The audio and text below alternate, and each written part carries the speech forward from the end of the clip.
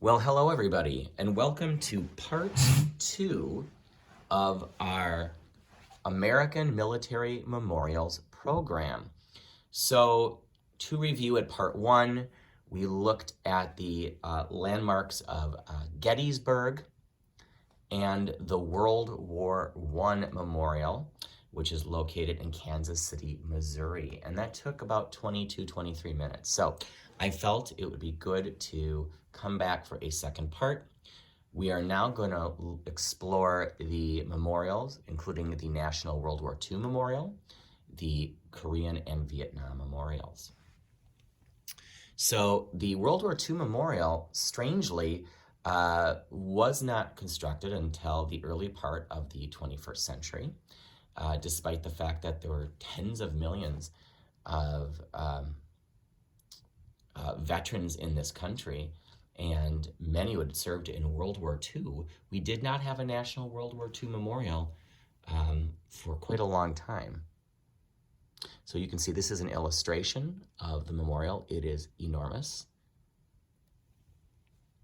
And I think, World War II would take way too long to recap World War II. I want to say something I said in the first video, which is that in many ways, World War II was an extension of World War I with many of the same players and many more.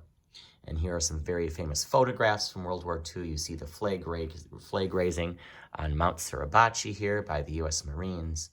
We see the, quote, kiss, which was a very famous Life magazine photo where this soldier grabs a nurse. They don't know each other at all. They find out that Japanese have surrendered. They're in Times Square. He dips her and he gives her a long kiss.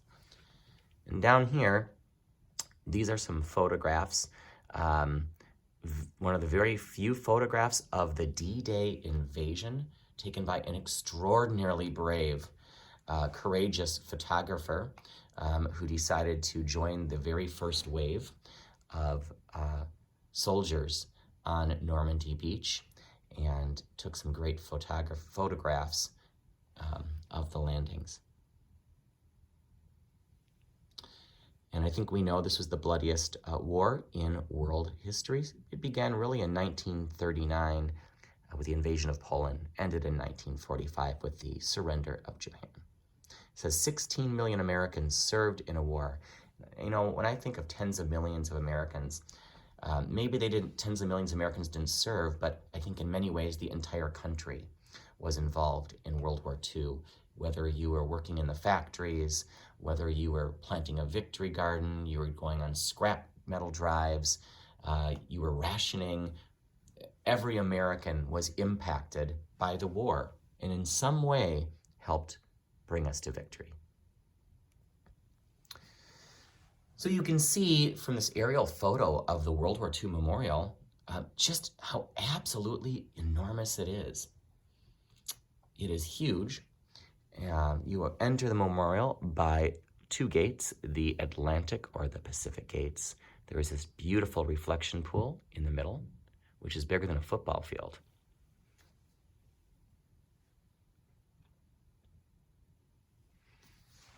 This is the plaza and rainbow pool. So again, you can see from this photograph, it's a little bit misleading. It doesn't look like the pool's all that big, this reflection pool, but then yeah, the pool is quite large. So just giving you a little context there. And there's one of the gates.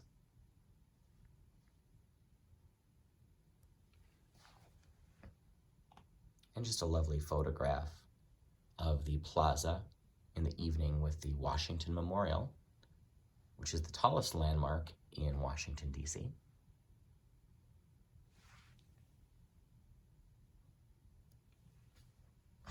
And a late night photo as well. Just seeing everything lit up. It is absolutely a stunning memorial.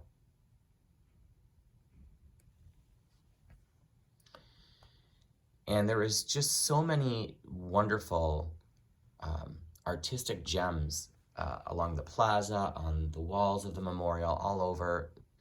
It is just fantastic. There's so much to see, and there was no way in this program I could capture everything. This would be a 2-3 hour program.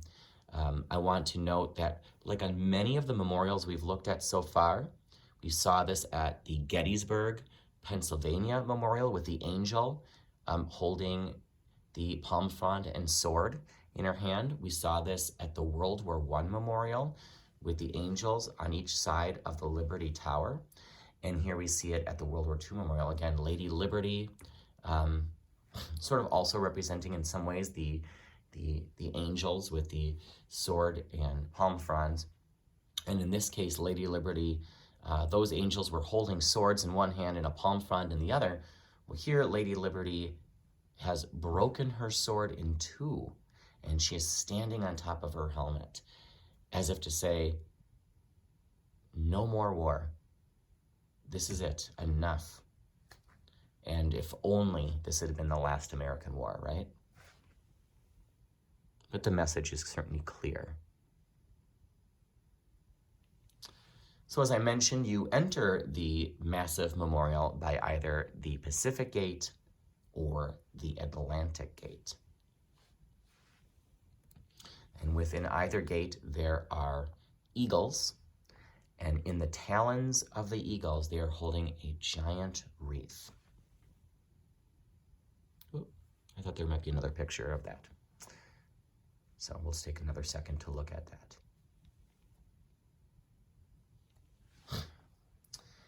And there are, on the memorial itself, there are carved the titles of the different arenas of battle, different theaters.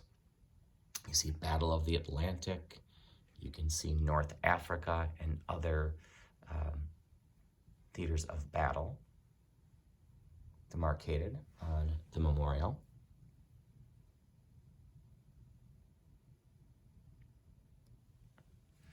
And there are many inscriptions, many famous quotes and parts of speeches. One that caught me, of course, was the words of General Douglas MacArthur, who was in charge of the Pacific Theater of Battle. And he writes, "The war's end. Today, the guns are silent. A great tragedy has ended. A great victory has been won. The skies no longer rain death. The seas bear only commerce. Men everywhere walk upright in the sunlight. The entire world is quietly at peace." Douglas MacArthur. Every state in the Union has a wreath to commemorate the men and women that served from that state, many who gave the ultimate sacrifice. So here we have Georgia, Massachusetts, and Pennsylvania. And of course, I was going to represent Minnesota as well.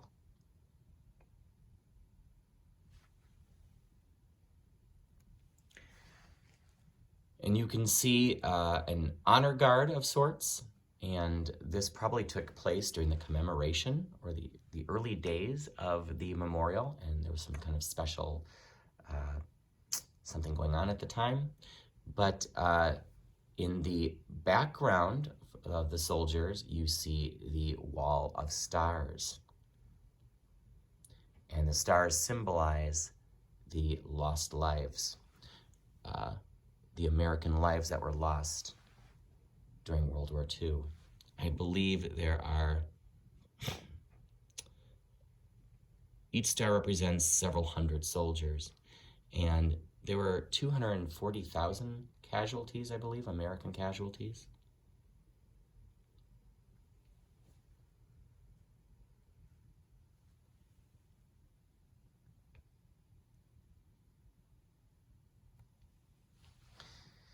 It's a little out of focus here, but we can see bas reliefs of life on the home front. Let me get a little closer there.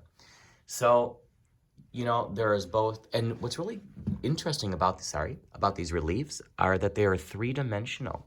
So you can see that the paratroopers here, his head is actually sticking out of the relief.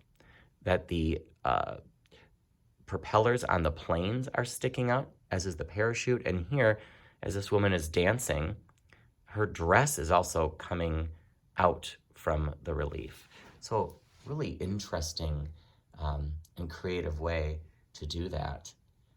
And the reliefs depict both things on the during the war as well as life on the home front.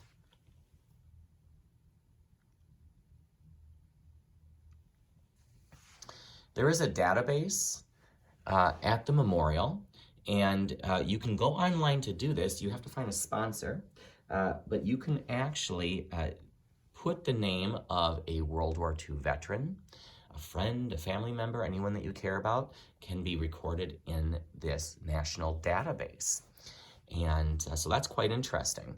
And I wanted to include this particular frieze because this man here, Jack J. Pilgrim, who was part of the U.S. Army Air Corps and saw much combat and survived some harrowing events during the war, is the father of our very own Open Circle social worker, Carol Ashwood. So her father was a very courageous and brave Army Air Corps corpsman, and flew missions over Europe. And there he is.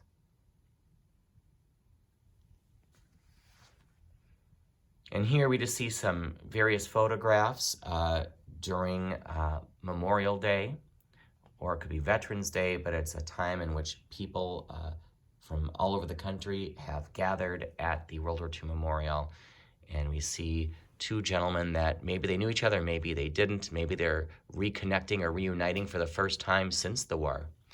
But there's something very beautiful and also very emotional about these photos.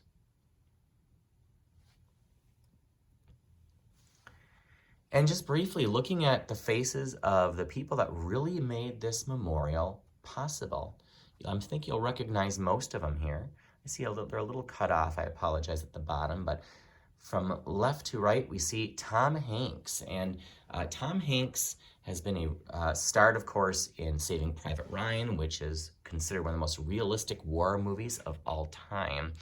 And he is a historian. He is behind the CNN series on the 40s, the 50s, the 60s, 70s, and 80s. He was helping to raise funds and awareness for the need of a memorial. Below Tom Hanks is Steven Spielberg, who also was pivotal in fundraising the many, many tens of millions of dollars for this project. Steven Spielberg, not only was he the director of Saving Private Ryan, but also his father was a D-Day survivor. So his father, Steven Spielberg's father, fought in World War II and survived the Normandy invasion. Bob Dole, to your upper right, was the congressman that really pushed through this legislation, that sponsored it. He is a decorated World War II hero. And below him is President Bill Clinton, who was president at the time and signed this into law so the project could get started and funded. So again, you can see how long it took. That the war ended in 1945, and it really wasn't until Bill Clinton was president in the 90s that we began trying to actually conceive and then create this National World War II Memorial.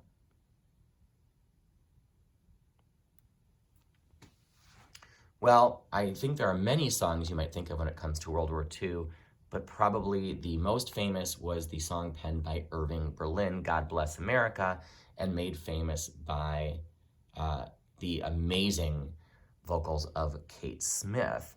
Now, interestingly, about God Bless America, it was a song written by Irving Berlin back in 1918. That's right, not 1938 when the song was introduced to America, but 1918.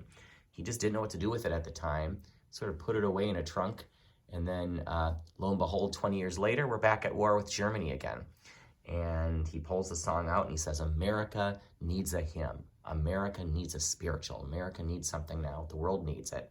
And he knew at the time that he wanted Kate Smith to introduce his song to the world. So let's sing this together.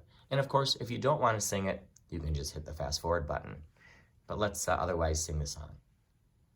While the storm clouds gather far across the sea, let us swear allegiance to a land that's free.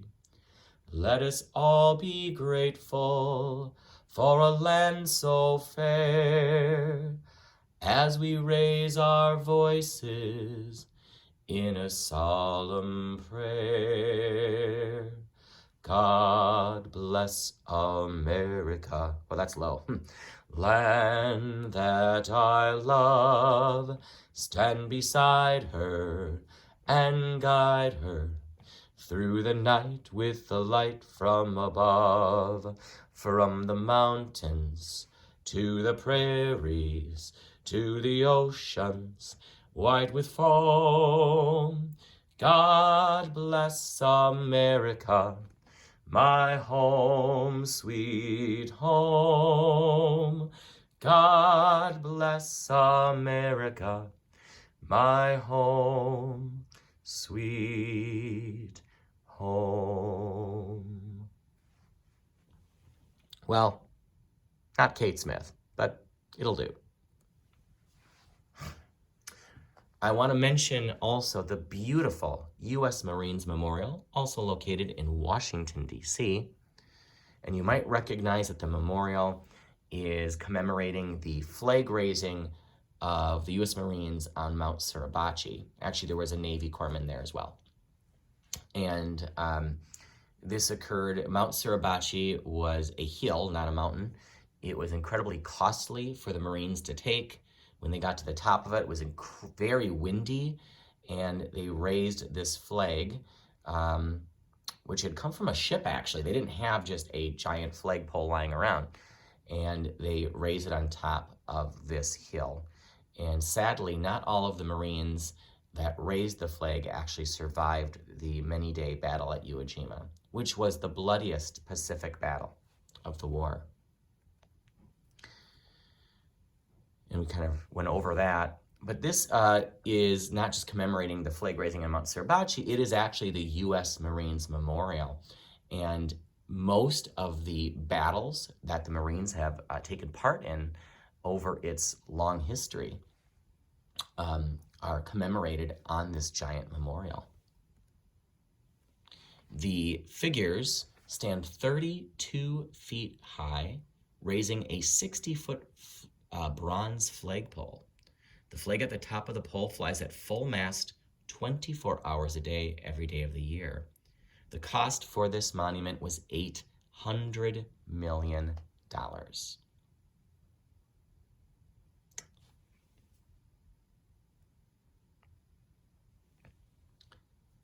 The figures stand on a rock slope above a granite base. The entire memorial is about 78 feet tall. Let me repeat that, 78 feet tall.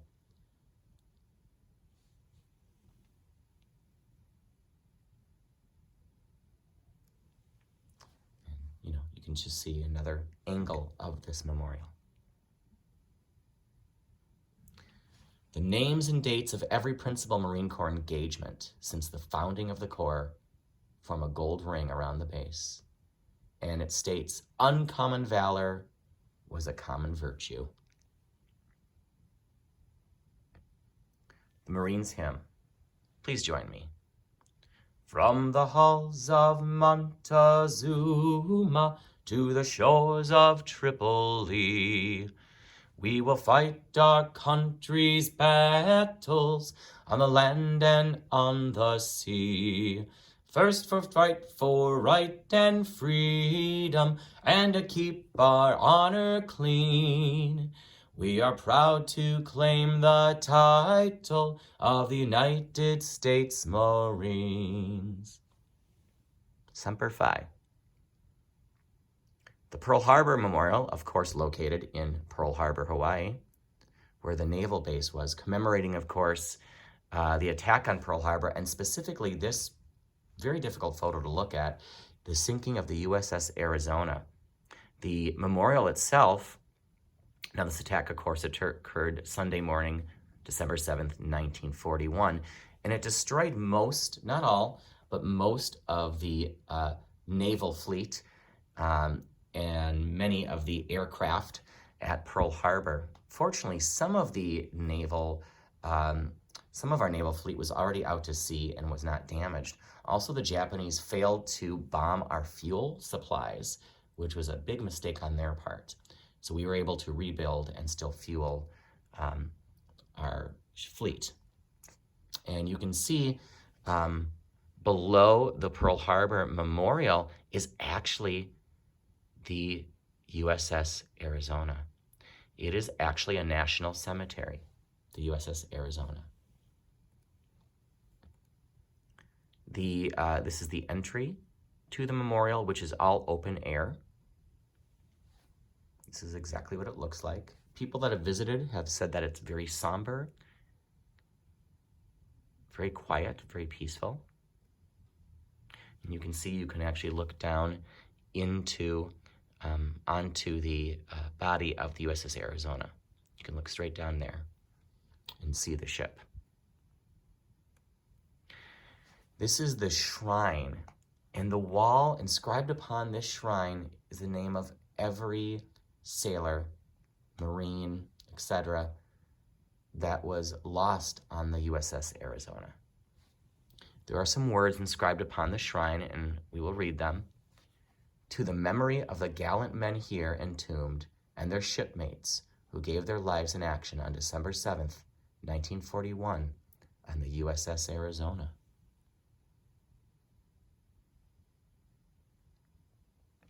The Korean War Memorial is unique because there is an entire unit of soldiers from every branch of the service, Army, Marines, Airmen, and Navy, believe it or not. And of course, the Korean War for America really began in 1948 and ended in 1950. The war was not won by anyone. There was a ceasefire, which to this day still holds. There was never an official end to the war. And I'm sorry, the war ended in 1953. I said 1950. That is incorrect. The war was began in 1948, ended about in 53. About 50,000 Americans lost their lives in that war. It was a terrible conflict, and because it was sandwiched between World War II and Vietnam, many times it's called the Forgotten War, and truly it should not be. You can see again, just an aerial view of the park, so you can see how big the memorial actually is. And again, as I mentioned, there is actually a patrol of soldiers. These statues there are 19 of these statues. They stand a little bit taller than actual people. Every statue is unique. There are no repeats of facial expressions. Every statue is a unique human being.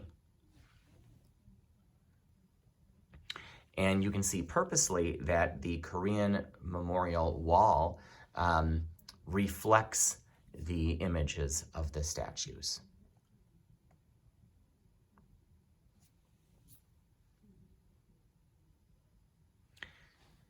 And I'm not sure how they did this, but it says here, more than 100 tons of highly polished Academy black granite from California was used to construct the wall, and 2,500 photographic images representing land, sea, and air troops who fought in the war were sandblasted onto the wall.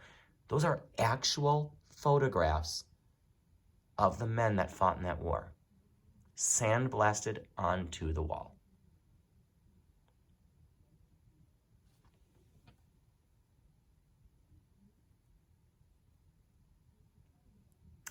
The Vietnam Memorial, all the memorials are very emotional. I think the Vietnam Memorial elicits a lot of strong emotion because there are still many, many Vietnam veterans. And in particular, the war was incredibly controversial until the Afghan War. It was the longest war in American history. lasting 10 years.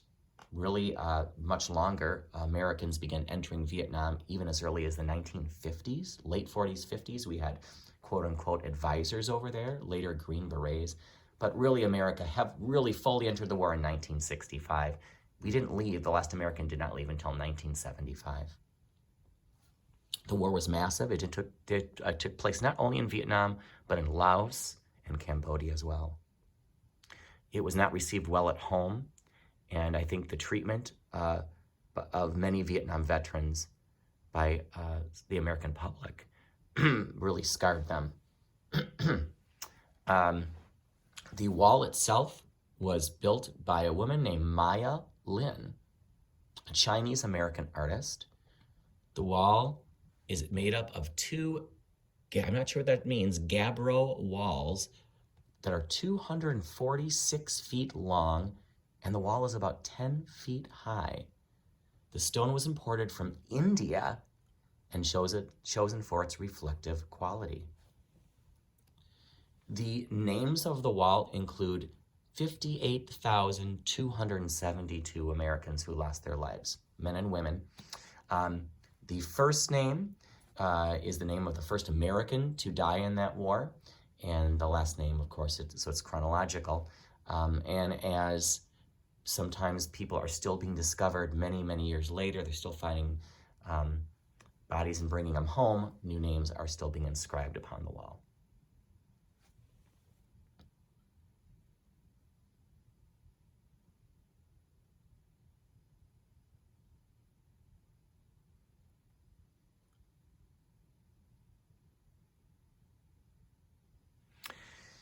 We're almost done with the program. I want to point out just two more memorials. This is called The Three Soldiers. It was a later addition to the Vietnam Memorial.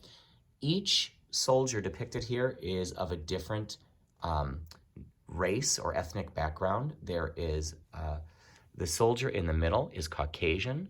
The soldier to the right is African American. The soldier to the left is Latino or Hispanic.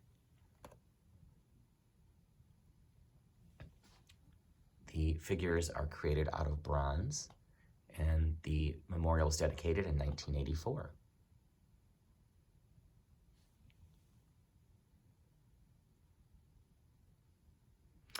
The last memorial of the program, the Nurses Memorial, is to me one of the most emotional ones. It is a later memorial, and you know, I think sometimes in war we forget the cost to the medical staff, what they had to see and deal with and compete with every day, lack of supplies, maybe working in terrible conditions and saving lives nonetheless. And, you know, many nurses, the average age of the nurses in Vietnam were only 23 years old. The nurses are aptly named in this memorial: Hope, Faith, and Charity. And we're going to finish by just looking at just the absolute beauty and just emotional resonance of this memorial. You can see the wounded soldier, the nurse tending to him, another nurse looking up, waiting for the helicopter to evacuate the soldier. So once again, this memorial is the Nurses Memorial in Vietnam, and we have Hope, Faith, and Charity. Ladies and gentlemen, I hope you enjoyed our two-part program on military memorials. I know we certainly didn't cover them all, but we covered some of the most famous, most well-known memorials in the United States of America. To all of you, thank you for joining me. And if any of you are veterans and have served our country, thank you for your service, your sacrifice. God bless you. God bless this country.